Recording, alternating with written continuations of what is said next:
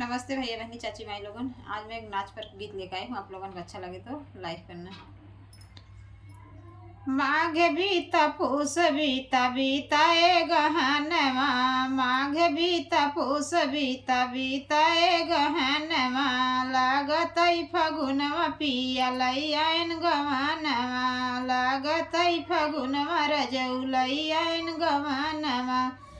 लैन गवनवा हो लैन गवनवा, लागतई फगुनवा पियवा लैन गवनवा, लागतई फगुनवा रजऊ लैन गवनवा,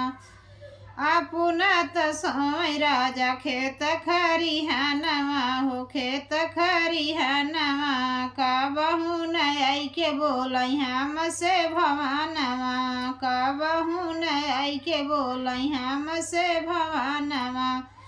हम से भवानवा हो हम से भवानवा, का बहू नई के बतिया मई हम से भवानवा, का बहू नई के बोलई हम से भवानवा।